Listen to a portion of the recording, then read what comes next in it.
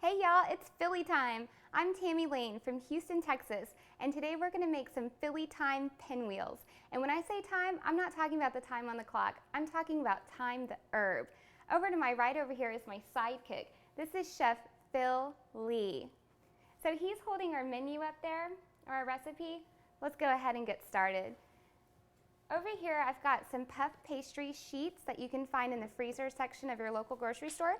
You want to get a cutting board and sprinkle out some flour, and then we're going to gently unroll the dough. And the dough has to be a nice medium between frozen and refrigerator temperature. Otherwise, it'll be way too sticky and you won't be able to work with it really well. And I learned that the hard way practicing this recipe. I had to wrestle some dough yesterday, but if you do wind up with that scenario, just roll your dough out and go from there and it'll still taste great. So okay, after we've got our dough rolled out like so, make sure you've got some flour on both sides. Next, what we're gonna do is layer it with some delicious creamy Philadelphia cream cheese. Let's see. See how nice and creamy that whipped cream cheese looks? That's the secret. Gotta use the whipped kind.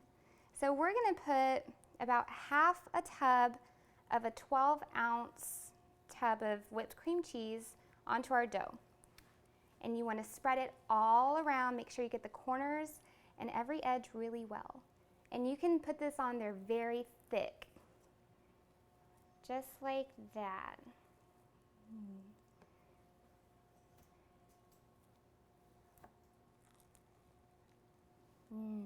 Good cream cheese.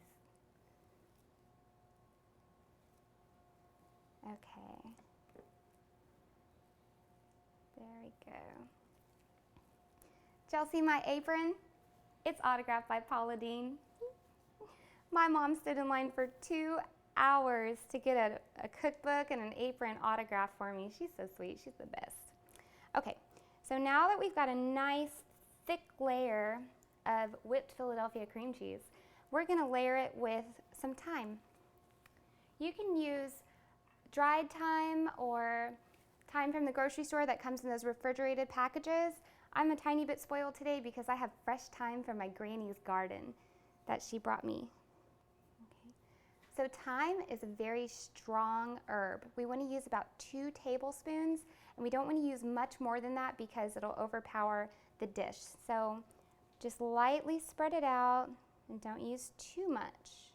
That looks good and smells so good. Next, what we're gonna do is layer this with some prosciutto.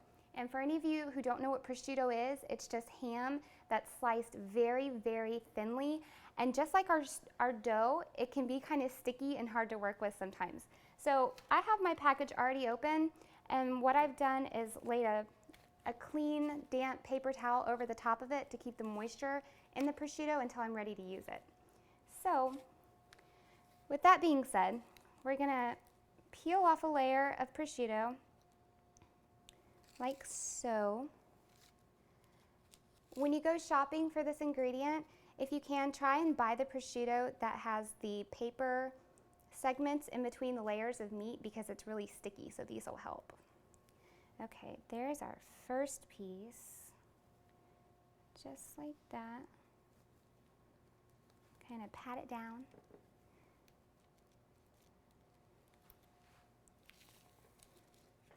Okay, here comes layer number 2.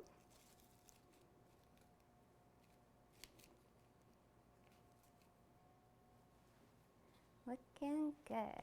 Okay. So pat it down and make sure that it's all nice and stuck together like so. Next is the part that initially might seem a little tricky, but once you get the hang on how to fold the dough, it's very easy. So what we're gonna do is fold both ends of our dough until they meet at a middle line. So you pick up your dough like so and fold it halfway to the middle point and do the same thing with the other side. Just like that. And then you're gonna fold one end over on top of the other.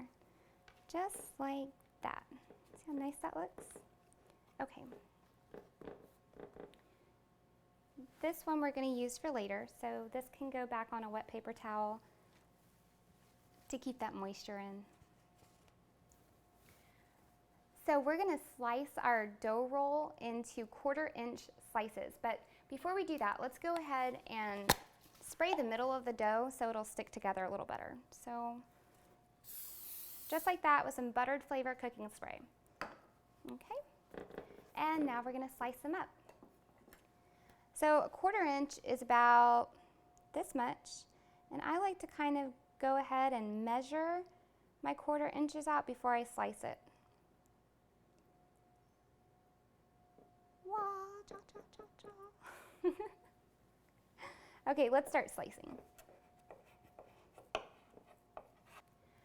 Okay, so now we've got all of our slices laid out. They are a little tough to cut, so if some tear up or whatever, just kind of put them back together neatly. Next, you want to spray them all over with your buttered flavor cooking spray, like so. And you're going to spray a cookie sheet too.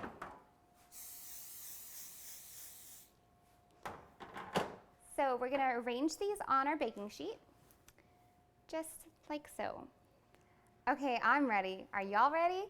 We've got these all sliced up and ready to go into a preheated 375-degree oven for about 20 minutes.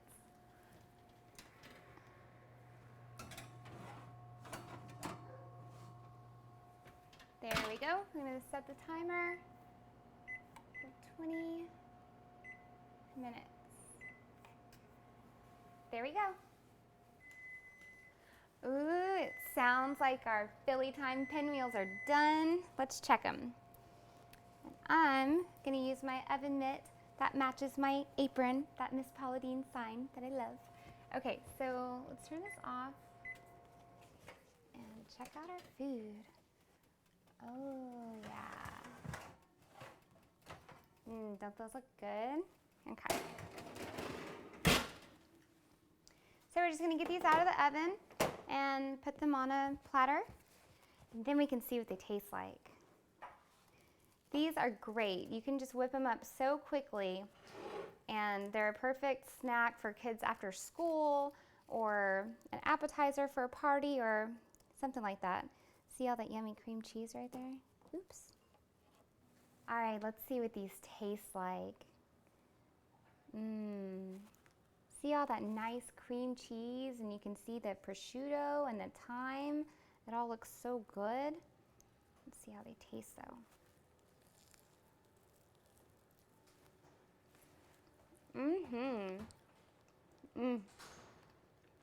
This is so good.